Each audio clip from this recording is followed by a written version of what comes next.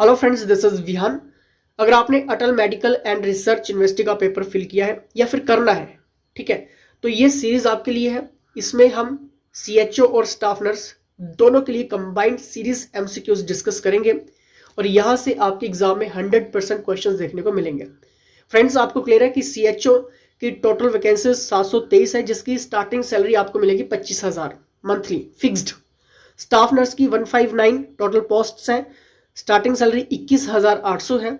ठीक है, तो ये आपके लिए इंपॉर्टेंट सीरीज रहने वाली है। लेकिन अगर आपको ज़्यादा से ज़्यादा questions important, mock test, short test, यहाँ पर सीएचओ के लिए जितना भी एमसीक्यू सीरीज रहेगा, अटल मेडिकल एंड रिसर्च यूनिवर्सिटी का जितना भी सिलेबस और पैटर्न है इसके अंडर, ठीक है, तो सिंपली आपने व्हाट्सएप करना है।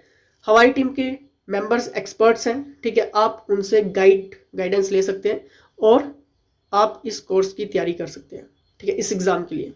ठीक है, पहला क्वेश्चन आपकी स्क्रीन के सामने रहेगा।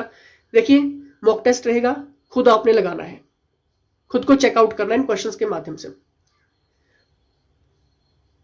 Thrombocytopenia, the term thrombocytopenia means, very important है ये। जब भी हम थ्रोम्बोसाइटोपेनिया की बात करते हैं तो क्या हमारे दिमाग में आता है? क्या वीकनेस ऑफ प्लेटलेट्स आता है, क्या लो प्लेटलेट काउंट आता है, इंक्रीज्ड प्लेटलेट काउंट आता है, या फिर नॉर्मल प्लेटलेट काउंट आता है? बताइए बताइए, जल्दी से सोचिए। देखिए, जब भी थ्रोम्बोसाइटोपेनिया का मीनिंग हमसे पूछा जाता है, एग्जामिनर जब भी पूछता है तो याद रखना, लो प्लेटलेट काउंट। ठीक है, thrombocytopenia meaning of low platelet count. Clear? I hope सबका आंसर सही हुआ होगा। फ्रेंड्स, आपको क्लियर है कि लास्ट डेट इस फॉर्म को फिल करने की 9 अक्टूबर है, सॉरी 2 अक्टूबर है। 9 तारीख को आपका पेपर है, याद रख लो। 2 तारीख आपकी लास्ट डेट है इस फॉर्म को फिल करने की। अगर अभी तक आपको पता नहीं लग रहा है कि कौन सा फॉर्म निकला है, किस तरह का निकला है, डिस्क्रिप्शन बॉक्स चेकआउट करना, लिंक आपको मिल जाएगा। पूरी की पूरी जानकारी हमने सिलेबस, क्वालिफिकेशन से लेकर सारी जानकारी आपको बता दी है विद एडमिट कार्ड की। ठीक है, the functions of flame cell is, क्या excretion, digestion, respiration, reproduction. Functions of flame cell is very important है, टॉपिक हाईलाइटेड है। फ्लेम सेल इज की यहां पर बात हो रही है। इसका बिल्कुल सही आंसर होगा ऑप्शन नंबर ए, यानी कि एक्सक्रीशन, मल त्याग।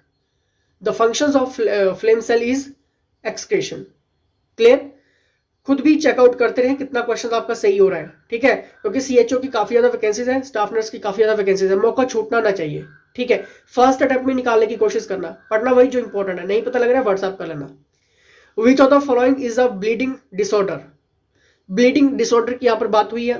क्या ये ल्यूकेमिया है, एनीमिया है, हीमोफीलिया है, या फिर ल्यूकोपीनिया है? ब्लीडिंग डिसऑर्डर की बात हो रही है, याद रख लो, रक्तस्राव विकार। इसका सही आंसर होगा ऑप्शन नंबर सी, यानी कि हीमोफीलिया। फ्रेंड्स, ब्लीडिंग डिसऑर्डर की जब भी बात होगी, हीमोफीलिया। ठीक है, चलिए नेक्स्ट देखते हैं। Saliva contains an enzymes that acts upon which of the following. Saliva contains की बात हो रही है। देखिए, लार में एंजाइम होता है जो निम्नलिखित में से किस पोषक तत्व पर कार्य करता है, किस पोषक तत्व पर कार्य करता है, यानी कि enzyme that upon which of the following saliva contains. क्या ये प्रोटीन है, फैट है, स्टार्च है, या फिर मिनरल्स है? बताइए क्या है। सोचिए, 3 सेकंड सभी के पास रहते हैं। इसका सही आंसर होगा ऑप्शन नंबर सी, यानी कि स्टार्च। क्लियर? नेक्स्ट हम देखेंगे, फोकस करिए इन क्वेश्चंस के ऊपर। The rate of drug absorption is greatest in the. Staff nurse के लिए हिंदी थोड़ी सी टफ रहती है, हिंदी के बहुत टिपिकल वर्ड रहते हैं। ठीक है, तो सभी को गाइड मैं यही करता हूं कि स्टाफ नर्स की बात हो, सीएचओ की बात हो, इंग्लिश में ही रीड किया करें। ठीक है, औषध अवशोषण की दर सबसे अधिक होती है किसमें? लार्ज इंटेस्टाइन में, या फिर स्टोमच में, ब्लैडर में, या फिर इंटेस्टाइन में, स्मॉल इंटेस्टाइन में? बताइए।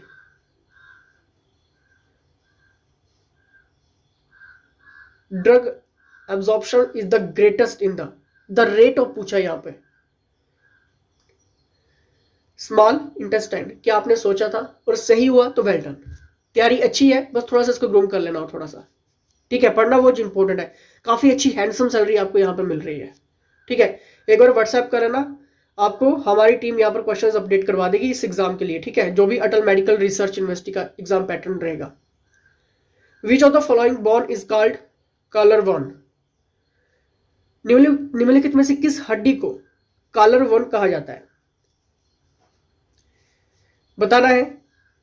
ऑप्शंस आप सभी के सामने हैं। इसका सही आंसर होगा ऑप्शन नंबर 4 यानी कि क्लाविकल। ठीक है, ऑप्शन नंबर 4 क्लाविकल। निम्नलिखित में से किस हड्डी को कॉलर बोन कहा जाता है? डायरेक्ट आपको याद रखना है क्लाविकल, ऑप्शन नंबर 4 इनकी डी। ठीक है, नेक्स्ट हम यहां पर देखते हैं विच of the following is the master gland of the endocrine system? निम्नलिखित में से कौन अंतःस्रावी तंत्र की मास्टर ग्रंथि है? ठीक है, मास्टर ग्रंथि की यहां पर बात हो रही है। पैनक्रियाज, पिट्यूटरी, थायराइड, एड्रिनल, बताना है। ऑप्शंस आप सभी के सामने होते हैं। ठीक है, इसका सही आंसर होगा ऑप्शन नंबर बी यानी कि पिट्यूटरी ग्लैंड, जो मास्टर ग्रंथि की बात हो रही थी। ठीक है, क्वेश्चंस फिर एक बार मैं रिपीट कर देता हूं। विच of the following is the master gland of the endocrine system? कौन सी होती है? आपको याद रखना है पिट्यूटरी ग्लैंड। ठीक है, चलिए नेक्स्ट हम यहां पर देखते हैं निम्नलिखित में से which of the following allows air to pass into the lungs? निम्नलिखित में से कौन हवा को फेफड़ों में जाने की अनुमति देता है, परमिशन देता है, अलाउ करता है? बताना है। सोचना है, पहले खुद सोचना है। ठीक है, आप कितना यहां पर टैकल कर पा रहे हैं, ये इंपॉर्टेंट है।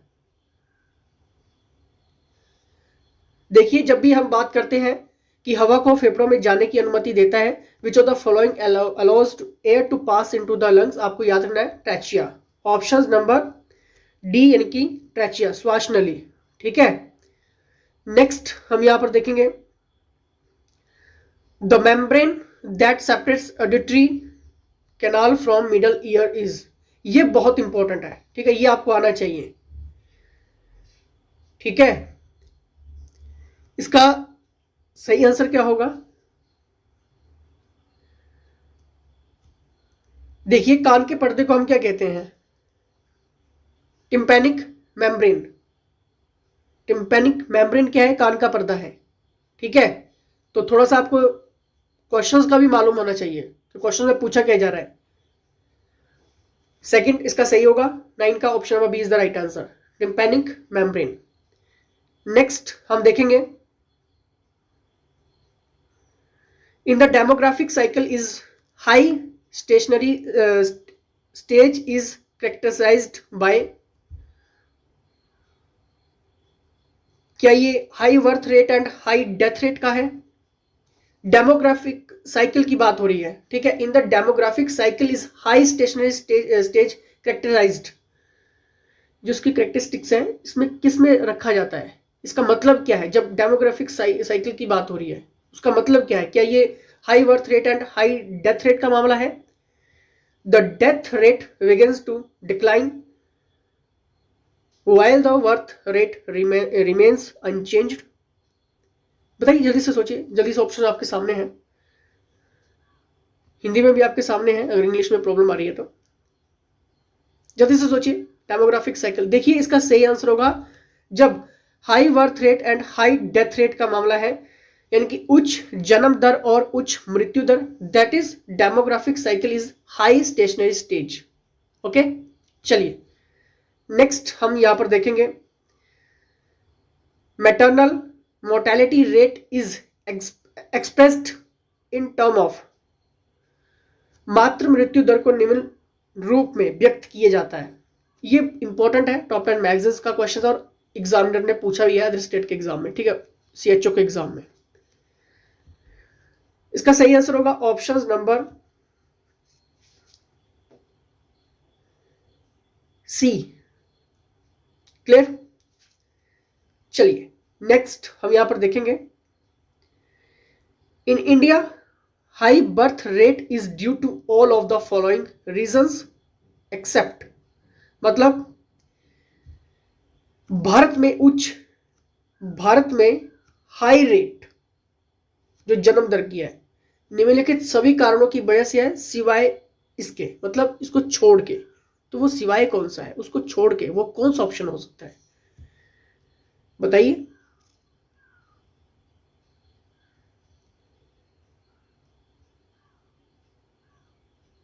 ऑप्शंस आप सभी के सामने हैं, सभी ने सोचना है। देखिए इसका सही आंसर होगा हाई लेवल ऑफ लिटरेसी, इसका कोई संबंध नहीं है। ठीक है, इंडिया में जो उच्च जन्म दर है, ठीक है, इन सभी तीन ऑप्शंस का रहेगा, लेकिन हाई लेवल लिटरेसी का कोई मतलब नहीं है। ठीक है, इसमें आपकी अर्ली मैरिज है, यूनिवर्सिटी आपकी। देखिए इस क्वेश्चन को मैं थोड़ा सा आपको मैं डिफाइन करवा देता हूं ताकि प्रॉब्लम ना आए।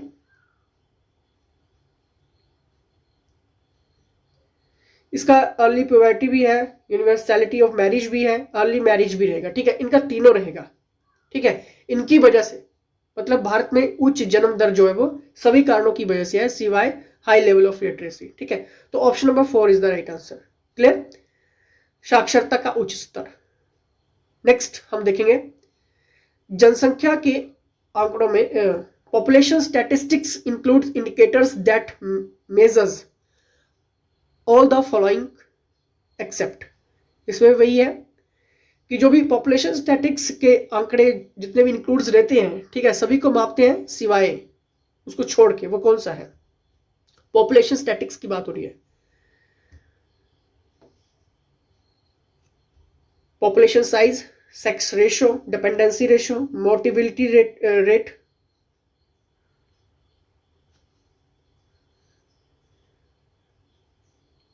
मॉर्बिडिटी क्या होता है ये भी आपको क्लियर होना चाहिए। मॉर्बिडिटी का मतलब होता है आपका रोगों की संख्या। ठीक है, रोगों की संख्या को हम क्या कहते हैं, मॉर्बिडिटी रेट कहते हैं। ठीक है, बाकी तो आपको क्लियर ही होगा। इसका सही आंसर होगा ऑप्शन नंबर मॉर्बिडिटी रेट। ठीक है, जैसे कि मैंने अभी आपको कहा रोगों की संख्या, मतलब ये नहीं है, इसको छोड़ के बाकी सभी इसमें रखे जाते हैं। पॉपुलेशन स्टैटिक्स की इंक्लूड्स इंडिकेटर ये सारे हैं, पॉपुलेशन साइज है, सेक्स रेशो है, डिपेंडेंसी रेशो है, लेकिन मॉर्बिडिटी रेट इसमें नहीं है। ठीक है, नेक्स्ट हम यहां पर देखेंगे the ratio of number of pregnancies in the year to married women in the ages 15 to 44 years is called। एक वर्ष में गर्भाधारण की संख्या से 15 से 44 वर्ष की आयु में विवाहित महिलाओं के अनुपात को निम्न कहा जाता है। ये इंपॉर्टेंट है, इसका सही आंसर होगा, आपको याद रखना है, प्रेगनेंसी रेट। ठीक है, जब भी देखिए, जब भी रेशो की बात आती है प्रेगनेंसी में, ठीक है, the ratio of number of pregnancies in the year to married women 15 से लेकर 44 ईयर्स तक, ठीक है, तो उसको हम कहा जाता है, उसको हम कहते हैं प्रेगनेंसी रेट। ठीक है, ग्रोस रिप्रोडक्शन रेट नहीं होता है, नेट रिप्रोडक्शन रेट नहीं होता है। ठीक है, मैरिज रेट इसमें नहीं आता, लेकिन स्टूडेंट्स कंफ्यूज होता है वहां पे मैरिज रेट में, तो मैरिज रेट नहीं है। ठीक है, इसका सही आंसर होगा ऑप्शन नंबर 3 प्रेगनेंसी रेट। ठीक है, क्वेश्चंस के ऊपर फोकस करो। अटल मेडिकल एंड रिसर्च यूनिवर्सिटी के लिए सीएचओ और स्टाफ नर्स के लिए आप फुल क्वेश्चंस ले सकते हैं, क्वेश्चंस नहीं छूटेगा, ये गारंटी मैं आपको दे रहा हूँ, लाइफ बन जाएगी। ठीक है, फिक्स्ड सैलरी लोगे, फर्स्ट सैलरी अच्छी हैंडसम सैलरी, और इसके बाद इंक्रीजेस लग है आपको according to time period. Next हम यहां पर देखेंगे the constant presence of a disease of an infectious agent within given geographical area is called. देखिए किसी दिए गए भौगोलिक क्षेत्र के भीतर किसी बीमारी या संक्रामक एजेंट की निरंतर उपस्थिति को कहा जाता है। ठीक है, यहां पर बात क्या हो रही है, यहां पर बात हो रही है the constant presence of a disease of or an infectious agent within a given geographical area is called. तो उसको हम क्या कहेंगे, जल्दी से, क्या वो पेंडेमिक है, एपिडेमिक है, एंडेमिक है, या फिर स्पोडिक है, बताइए, जल्दी से सोचिए। सिंपल सा क्वेश्चन है, इसका सही आंसर होगा एपिडेमिक, महामारी। आपने ये वर्ड बहुत बार सुना होगा, ठीक है। एपिडेमिक महामारी, और पेंडेमिक सर्वव्यापी महामारी हो जाता है, ठीक है। लेकिन यहां पर क्वेश्चन क्या था, the constant presence of a disease or an infectious agent within a given geographical areas का, ठीक है, कुछ क्षेत्र का ज्योग्राफिकल एरिया, ठीक है, तो उसको हम कहेंगे महामारी। और सर्वव्यापी तो फिर पेंडेमिक हो गया, पूरा वर्ल्ड उसमें आ जाता है। नेक्स्ट हम देखेंगे द पर्सन, एनिमल, ऑब्जेक्ट और substance from which N infectious agent passes or it is disseminated to, वो व्यक्ति, जानवर, वस्तु या पदार्थ जिससे संक्रामक एजेंट गुजरता है, ठीक है। जब भी हम इन्फेक्शियस की बात कर रहे हैं, एजेंट मतलब इन्फेक्शियस, ठीक है, उससे क्रॉस होता है, क्रॉस आउट होता है या पोषिता में प्रसारित किया जाता है, उसे निम्नलिखित कहा जाता है, ठीक है। इंग्लिश में रीड किया करें तो सिंपल रहता है। The person, animal, object or substance from which an infectious agent passes or it's disseminated to the, तो उसको हम कहेंगे दोस्तों, सिंपल सा इसका क्वेश्चन रहेगा सोर्स, तो वो रहेगा हमारा सोर्स, क्या उसका स्रोत रहा, क्या उसका सोर्स आउट रहा, ठीक है, तो ये हमारा सोर्स रहेगा, ठीक है। नेक्स्ट हम देखेंगे when two live vaccine are required it should be given, जब दो जीवित टीकों की आवश्यकता हो तो उसे दिया जाना चाहिए। ये इंपॉर्टेंट है, ये आपको आना चाहिए। Simultaneously at different sites, simultaneously in the same site, both together, ठीक है, आईवी के रूप में दोनों एक साथ, या फिर ऑल ऑफ दीज, ये सभी। देखिए जब भी two live vaccine are required it should be given, तो इसका सही आंसर होगा साइमल्टेनियसली एट डिफरेंट साइट्स, एक साथ विभिन्न जगहों पर दिए जाना चाहिए। नेक्स्ट हम देखेंगे when antibodies produced in one body are transferred to another to induce protection against disease, जब एक शरीर में उत्पन्न प्रतिरक्षी जो एंटीबॉडीज होता है, ठीक है, उसको हम बोलते हैं, ठीक है, एंटीबॉडीज को रोग से बचाव के लिए दूसरे शरीर में ट्रांसफर किया जाता है, तो उसे क्या कहा जाता है, तो उसको हम कहते हैं पैसिव इम्यूनिटी, ठीक है।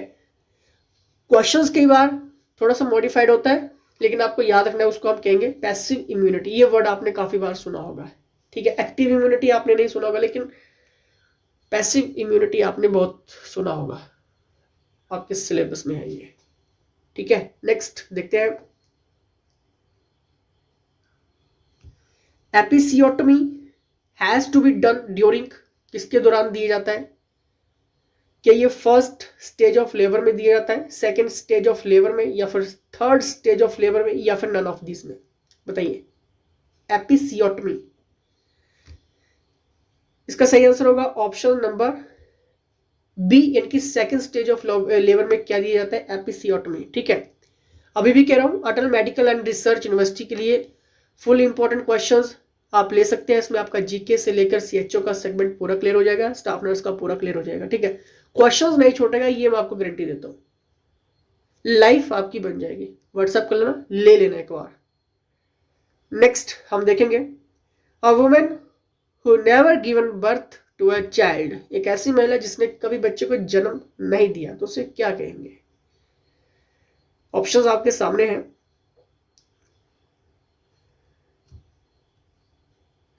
जल्दी से ऑप्शंस देखिए। इसका सही आंसर होगा ऑप्शन नंबर 1, यानी कि नलीपरा, ठीक है। एक ऐसी महिला जिसने कभी बच्चे को जन्म नहीं दिया, द राइट आंसर इज नलीपरा, ठीक है। जितने भी क्वेश्चंस हमने इंपॉर्टेंट डिस्कस किए हैं, नेक्स्ट इससे भी इंपॉर्टेंट क्वेश्चंस डिस्कस करने वाले, लेकिन टाइम कम है। अगर आपने टाइम सेव करना है तो जल्दी से व्हाट्सएप करके ये सारे क्वेश्चंस ले लेना वक्त से पहले। और इस चैनल के माध्यम से आपको इंपॉर्टेंट क्वेश्चंस की सीरीज स्टार्ट हो चुकी है, सीएचओ और स्टाफ नर्स कंबाइंड सीरीज को हम डिस्कस कर रहे हैं। ये क्वेश्चन सीरीज छूटनी नहीं चाहिए। आपके पास जब भी टाइम मिलता है, जो भी आपके ड्यूटी आवर्स रहते हैं, ठीक है, उनमें से टाइम को जिस तरीके से भी आप मैनेज कर सकते हैं मैनेज करिए, ठीक है। और कोर्स अगर आप ज्वाइन करते हैं तो पूरा का पूरा कोर्स ही आपके लिए बनाया गया है टाइम टेबल के अकॉर्डिंग। मतलब जब भी आप स्टडी करें, ओपन करें, स्टडी करें, ओपन करें, स्टडी करें, ठीक है। इसमें कोई भी टाइम बाउंडिंग नहीं है कि आपको इतने बजे आपको पढ़ना ही पड़ेगा, ऐसा कुछ नहीं है। जब भी आप पढ़ना चाहिए आप पढ़ सकते हैं। इंपॉर्टेंट क्वेश्चंस का सेगमेंट है, टेस्ट आप अपने टाइम के अकॉर्डिंग लगा सकते हैं। क्वेश्चंस नहीं छोड़ेगा, बस थोड़ी सी मेहनत करनी पड़ेगी। हैंडसम सैलरी आपको मिल रही है स्टार्टिंग में, ठीक है, और इसमें आपको काफ़ी ज़्यादा फायदा होने वाला है आगे जाके। क्लियर? फिर भी कोई भी डाउट्स, क्वेश्चंस, क्वेरीज रह गई हो, व्हाट्सएप आप सिंपली कर सकते हैं। चलिए, लाइक शेयर सब्सक्राइब करिए। फिलहाल इसके साथ जय हिंद,